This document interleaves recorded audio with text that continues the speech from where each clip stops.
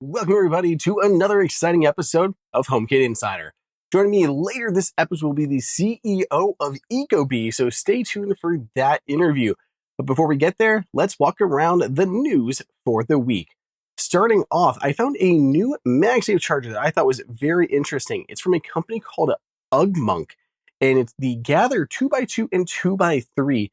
And essentially, while there's no actual electronics in the parts themselves, it's still a really great looking charger. They're kind of like these modular desk systems that can be rearranged, and one of the components is a stand for Apple's own MagSafe puck.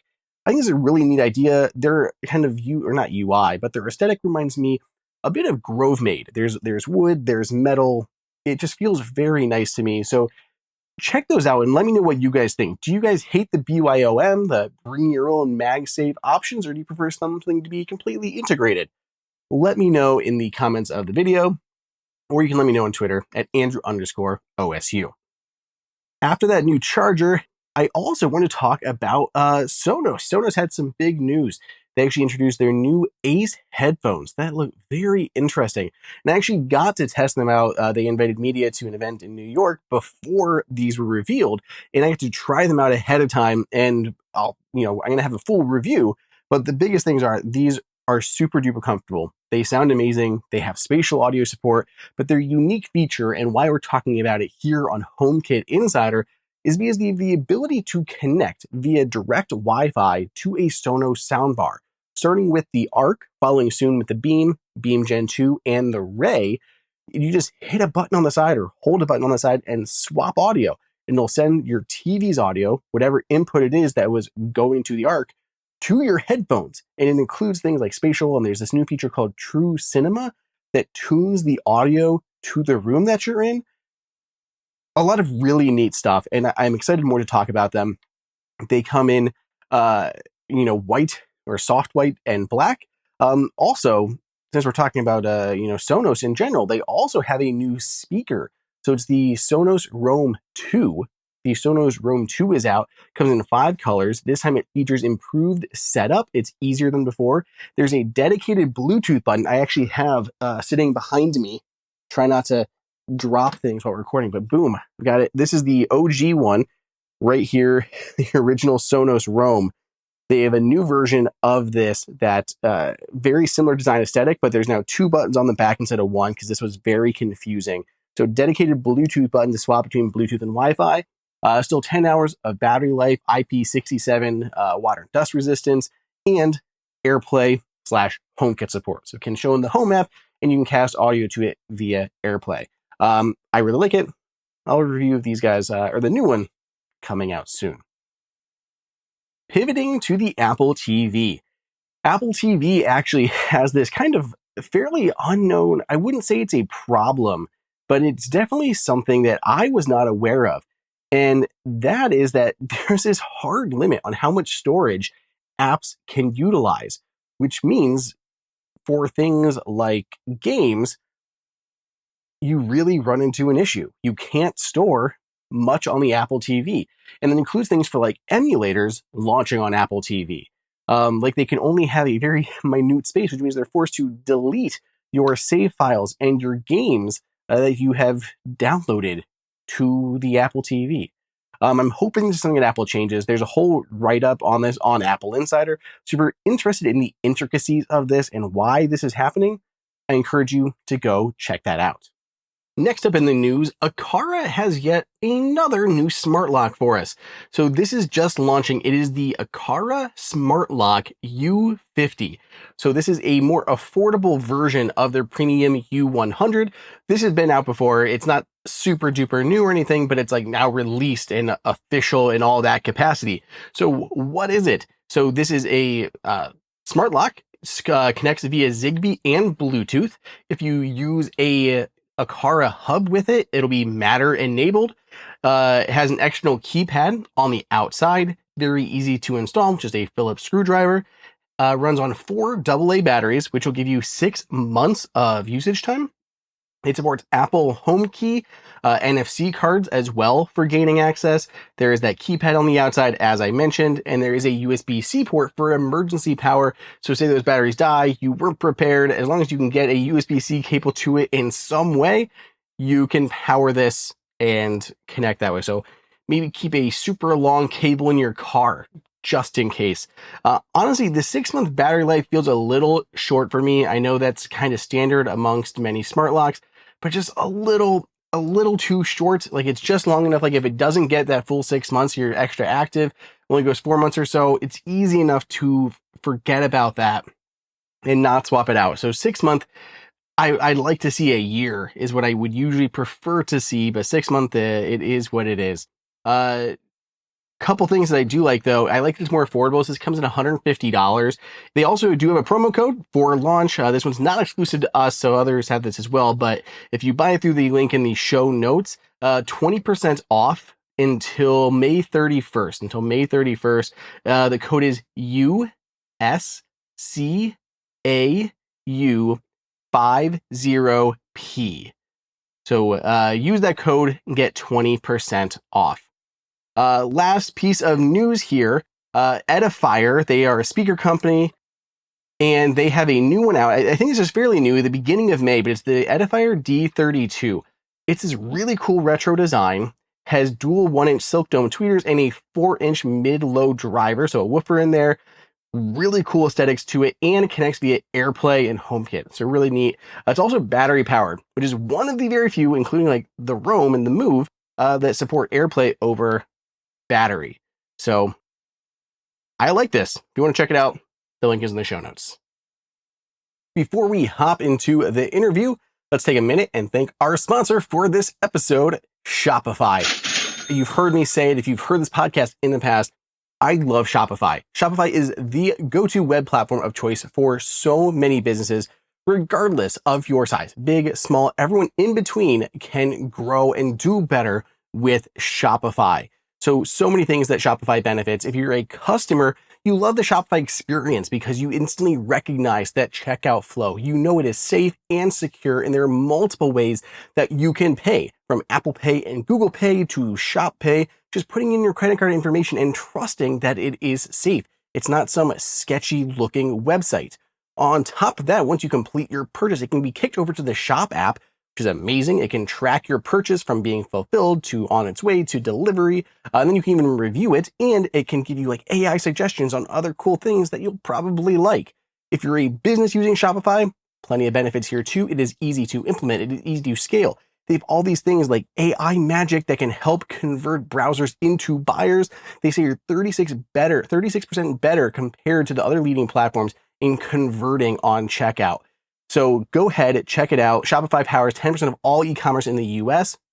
They're behind Moment, Nomad, Allbirds, Rothy's, Brooklyn, and over 175 countries. They have customers, millions of other entrepreneurs. It's amazing. Here's what you can do. Sign up for a $1 per month trial period at shopify.com/HomeKit, all lowercase. Go to shopify.com/HomeKit now to grow your business no matter what stage you're in. Shopify.com/HomeKit. Okay, so now that we've made it through the news, now we're going to move on. Joining me this week is the fairly recently new CEO of Ecobee, Greg Fyke. Thank you so much for joining me on the podcast this week, Greg. Thanks, Andrew. It's a pleasure to be here. Yeah, I'm excited just anytime we get to talk about smart home stuff in general. Usually I get a lot of that out of my system through CES, and now we're starting to get in the middle of the year. Now I need another hit, some more people to come on to chat about stuff. And Ecobee has been definitely a favorite on the podcast. It basically hands down the thermostat that we recommend. And the same thing goes for your indoor camera. It's got a really great price tag, and I love the zooming up on the face feature, because it does that while also working with like HomeKit secure video. So it's like a really unique thing that you don't see in many cameras. But before we get into all the weeds, why don't you start off with, what's your background? How'd you end up here as the CEO of Ecobee? Well, first of all, thanks so much for the praise for our products. We really appreciate it. My journey here, I think the short version would be is I've been in the smart home for probably the better part of 20 years. I've actually been involved across the whole technology stack from all the way from semiconductors through software through I spent about 4 years at Amazon building out a lot of their Alexa ecosystem for devices. And ironically, I had worked with Stuart Lombard, the founder of Ecobee, during that time, and ultimately ended up, getting connected with the team here. Loved the mission, loved what we do here, and excited to be here after kind of making some of those early connections. Nice. Yeah, it's definitely I originally had the Nest thermostat. That was like my first one, and then it was kind of after that Apple had launched HomeKit officially, and you had Google acquiring Nest. I was like, there is no way this is ever going to go into HomeKit. I need to switch. So I reviewed like 6 different thermostats, like the iDevices one that's out of time, and then I switched to the Ecobee one, and I was like, oh, this one's really nice. And I have not switched since. I've continuously used them, and they've only gotten better. They still look really, really nice. Thanks so much. We're obviously very, very proud of the work that we've done and thrilled to continue innovating in this space. Well, speaking of innovating, you guys have expanded quite a bit in the last, several years. I mean, we've seen new products outside of just thermostats into both the indoor camera we talked about and even the video doorbell camera. What's that been like, kind of like broadening out a bit, and where do you see things kind of going from here? Yeah, it's a great question to start. I mean, smart home space is a very complex one. We've been in it for the better part of 17 years, almost 18 years now. And I think the best way to describe it is that we've been on a journey for the most part, really focused on customer comfort. And I think the opportunity that we've really found is this opportunity to move into more security and protection. There's really natural evolution of the products we have in homes. The thing that I think is really compelling is that what we are doing is really using these products in a way that they work better together and finding opportunities to really do more with less. The examples I can share is if you look at the doorbell that we just launched in October of last year, it now actually has the ability to show you who is at your door on your thermostat, really evolving what that thermostat is into more of a hub for the home. And in addition to that, the sensors that we've used, we were the first and longstanding providing an ability to have an external room sensor for your thermostats to make sure you're comfortable in the rooms that you're in. But now it serves as an occupancy sensor. Similarly, for our contact sensors, they serve to both make sure that we protect your home, but also can be used to turn off your HVAC and to make sure that you're saving energy and not heating or cooling the outdoors when the windows and doors are open. It's a general philosophy of like really trying to simplify customers' lives while creating a more sustainable world. They do. I really like how they work together very well. Like I am always impressed by that. And my favorite thing is I'm pretty sure I have like 8 contact sensors on my sliding door. But the one that's probably most useful is the Ecobee because it does pause our thermostat when we have the screen door open. So that's been very handy many times. And my neighbors, they open their door and they have like a magnetic thing that their children walk in and out of. And they have to go over and turn off their thermostat every time. I'm like, you know what you should get? And they're very, everything is tracking you. So they don't have any smart products in their house. No doorbell, no thermostat. So I can't convince him to do it. I'm like, think how much money you would be saving and how annoying it is to have to run down your hall every time you do it. And then you have to turn your AC back on. It's just a whole cycle. It's just so much nicer this way. Yeah, I mean, we know that, most people are busy. Most people are trying to manage their lives. And I think the general philosophy that we've really tried to take is to allow customers to really not worry about the devices in their home, not worry about having to, think about energy management and all of that. We really want to simplify that whole prospect. And I think generally what we're really aiming to do is to give customers a smarter home in a simple way. Here's a I'm not a vague question, but this is something that we've been struggling with. And maybe you'll have some outside the box solution for us. But like I love the remote sensors, right? We have them in all of our rooms that it knows where we are and it can adjust the airflow in there, or the temperature for like the rooms that we're actually in. Makes a lot of sense. Great. The problem is like our one room never seems to be like the right temperature. Like I don't know I don't know enough about our ductwork, but it looks like it should be filling up, but the room is always like way cold. My wife ends up having to like run a space heater in there all the time, even though the thermostat knows she's in there and it should be raising that temperature in the room. But then the whole rest of the house gets way too hot for that room. Have you guys ever looked into, like, I know other companies do them, but like the actual ducts on the ground or the wall that you'd be able to control, like if you're trying to heat up these rooms, close them off to the other rooms, something to help regulate that better, because that's what we end up with. It's the thermostat's trying to raise the temperature in her office, but for whatever reason, I don't know if it's poor airflow or the windows, it's always freezing cold or way too hot depending on the time of the year. Yeah, and I think that's probably a fairly common challenge in homes. And so the way that we've aimed to solve that to date is through the sensors that we have, where we have a follow me feature that allows you to make, well, actually allows our devices to make an intelligent decision about where to ultimately make sure you're comfortable. And so in your scenario with a sensor that's set up with the follow me setting, it will then optimize your heating and cooling to be comfortable in the room that you're in. And so that's generally been our approach, is to, again, provide that level of simplicity and kind of comfort settings for an individual room in a home.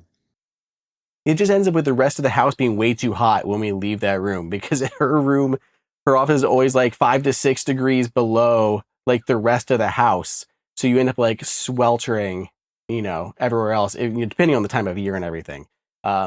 But yeah, that's always like a constant battle. And I tried to look, I saw there was actually like little fans that you can put on, and I thought I could just, put those there and set up an IR blaster into HomeKit, so I could just have a fan that would pool more air into the room. But we have one of the angled, like on the edge of the baseboard, and I can't find one that will fit onto the baseboard. So it's been a perpetual struggle. It sounds like a challenge, Andrew.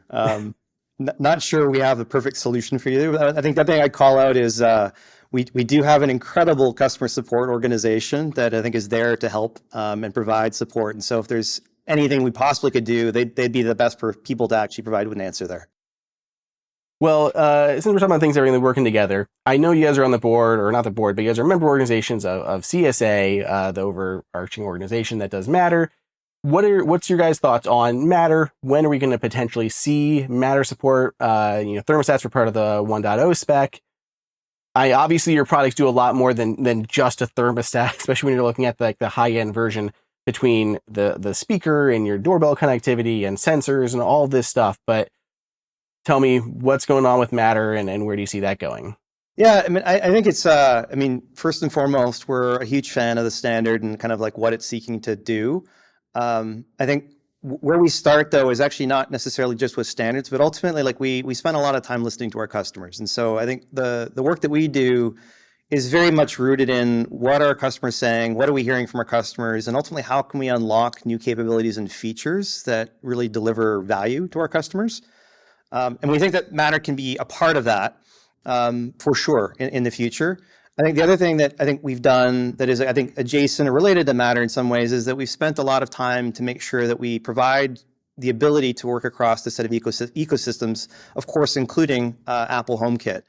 And I think the real opportunity for standards is when they really unlock new value, and I think that's what we're super interested to find opportunities to do so with Matter coming into play. I will say, you guys you're one of the ones that already supports like every ecosystem out there natively already. But I mean, I am interested in direct communication, because you can do things like that. It'd be really cool to see some like kind of physical controls to go straight to the thermostat. Like for me, I jump on to go do a podcast or video recording. I wish I had like a button that I could just smash to turn the thermostat on or off. And I know I can just do it through a bunch of, HomeKit commands, but honestly, I wish it was like that direct connection, which you can do with Matter, just to smash it, turn it on, smash it, turn it off, or vice versa. When I'm recording and not recording, it would make things, a little simpler. Like I wanted to revert back to that previous state. Well, I mean, I can maybe step back a bit and give you some context around, and as you may know, we're also now part of a broader organization, Generac, and I think one of the exciting things that brings into play is, our core focus has really been on comfort and then on security and protection. And with Generac, what we're now able to really deliver as a more complete solution is this notion of resiliency. And that's through both having battery storage, the ability to kind of interface with solar devices, EV charging, the ability to have home standby generators that can really provide you with backup power. But a core part of what we see there also as an opportunity, back to your point, is this notion of local control and providing kind of the ability to continue to have a smart home even when the power is out. I think is a really compelling opportunity that we're actively investing in. That's definitely. We have blackouts here all the time. We had a mild storm come through yesterday even and took us offline for a few hours. So it happens a lot, these things. So I feel like the battery backup space and all that constant power and local control are all going to be, more and more important as time goes on. Yeah. Um, So, go ahead. I was going to ask, I feel like I should ask you, what smart home platform do you use in your home? What's your platform of choice? I will end this I'm just kidding. Go ahead. I would say I'm actually a mixed user to date right now. I'm obviously a huge fan of Apple products. And so I have a lot of products in my home, including the Apple TV and kind of the interface there, which I do love. I also do have Amazon speakers, like the Echo solution in the house as well, predominantly for music control. Okay. I will give you that only because you were previously at Amazon. That's why you get a pass. The only reason. So what's it been like? We're always curious to hear from companies. What's it been like developing, especially on like the HomeKit side or the Apple Home side? What's it been like, working with Apple? Especially you guys are often featured in Apple's, demos with that fancy that we just talked about in the last episode, that fancy half a house they built on some stage somewhere. But yeah, just tell us about working with Apple and all of that. I mean, it helps a lot, Andrew, that I think, share a very common view of the future and kind of this importance of sustainability. I think you see that through a lot of what Apple has done. It's very core to what we do. I mean, it's like one of the reasons why we exist as a company. And I think, generally they're just a great partner. And so we've had a great partnership together. And I think what shows from what you're seeing, of course, is really through that kind of like that deep partnership, that alignment of kind of core values. Which leads to ultimately like great experiences and kind of these showcased experiences. We're obviously very, very thankful for it. Without getting you in trouble, do you want Apple to put more resources behind their smart home team? Because we always feel like it doesn't get enough resources within Apple. Like, I just always want a little bit more. Like, they kind of feel like they're slow on implementing certain features, which we'll talk about when we get to cameras here. But yeah. I think we're always excited about kind of investment in the smart home. I think wherever it comes from. So I think we would certainly be supportive of more. You guys were you guys were the very first one that added direct, Siri support to the Ecobee thermostat as like, I don't know what you want to call it, but basically as an endpoint for Apple's voice assistant. You still required the HomePod, but you could talk to your thermostat, which I do very much. Like, I walk past it and just tell it good night every day, and it shuts everything down for me. How has the customer response been to that? Because I don't hear, a lot of people talking about it, but I still find it really useful. And no one else has really implemented this at all. I think last week we saw Denon add it to their sound bars, but it's been a kind of a quiet feature. How was that? How has the response been? Do you think it was a good feature to add? And why do you think we haven't seen any other, you guys are in the smart home space, but other speaker companies not add this feature? Yeah, I mean, obviously, hard for me to speak on behalf of Apple here. Not really in a position to do that. But what I can say is, from an Ecobee perspective, the response has been great. I mean, customers are thrilled. We happen to have, obviously a large number of Apple users, and thank you again, Andrew, for being one of them. And I think that it's been one of those features, I'd say, that has been like a delighter for many customers. Good. Okay, here's a question a couple people actually wrote in, and I'm sure you hear it, but what's the deal? You guys are a Canadian company, I believe, but now you have distribution through US and Canada. Is there any plans for broadening to EU, UK territory? I don't think, do you guys distribute over there officially? We've remained focused to date on North America, so the US and Canada. I think, expansion into the international space is always, we talk about it all the time. I think it's obviously too early to share anything. It's a very interesting opportunity for us, but nothing to share today. Okay. I kept asking for questions, and I had several users write in asking about that. And then, like, as I was digging into it, I'm like seeing Reddit posts like, well, here's what you do. You buy it, and then you use a forwarding shipping service to route it to here. So people are trying to find ways of getting it into the EU and the UK. What's fantastic, Andrew, there is that there's customer interest, and again, we thank all of our customers for that as well. That's great to hear. Well, going into the cameras, this has been like, I've got such a love-hate relationship with the cameras in HomeKit because, like, on one hand, so many great like features and privacy features, locally processed video for things like alerts and everything. Nice tight integration between all Apple products, like your doorbell is going through HomePods as well as through the Ecobee thermostat, and you can show up on the Apple TV. But like things like activity alerts are terrible. I tried to, when I installed my Ecobee thermostat, or not thermostat, but the doorbell, I wanted the alerts whenever there was like a person to show up on my Apple TV, but I could only like turn them on basically for like all motion, and I was just getting constantly barraged with notifications. How do you see, like, is there any way to improve that? What things would you like to see? Not speaking for Apple, but what would you like to see added to HomeKit that maybe could help improve that experience?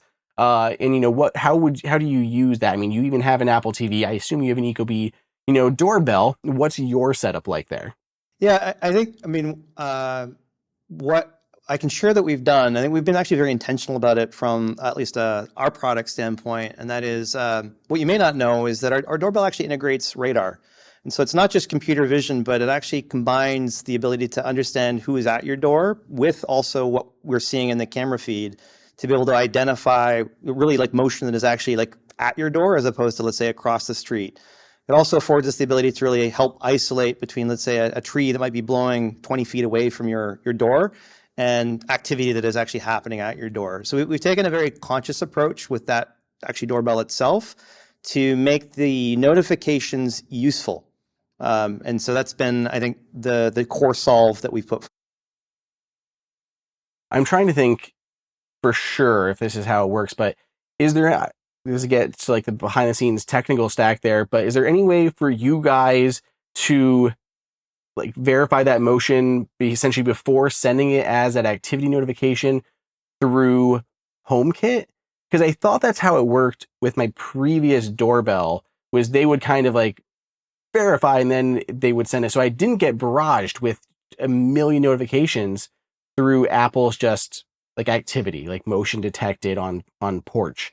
Or is it just like kind of an all or nothing approach? If you go through the Ecobee notifications, which is what I currently do, but I have to turn it off on my Apple TV. I think this kind of comes back to it might be a great opportunity to engage our customer support team. Also, obviously happy to help. But the experience that you should be getting is one that really gives you the notifications that like matter to you, that are really at your door, as opposed to the barrage of notifications you referred. Yeah, and definitely through the Ecobee notifications, that's what it is. And it is nice to be so, oh, there's a person, there's a package, and all of those, frankly, are a lot more accurate than the ones that Apple's system generates. Let's chat to make sure we get your system set up and get you the experience that we aim to deliver.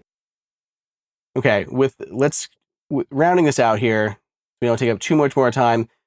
What are your favorite smart home devices that aren't Ecobee? And I'm also going to exclude your Amazon speakers. So no Amazon speakers and no Ecobee. Ecobee as well. That's a really tough one. That is a really tough one. I think that what comes to mind first and foremost would probably be my August lock. And so I think kind of that idea of kind of providing protection at the door and seeing who's at the door, but then the ability to remotely control the lock at the door, I think is a great kind of part of an overall solution for a home. I could share. I mean, I have a couple of daughters, and I've had a few cases where it's become very handy where they forgot their keys.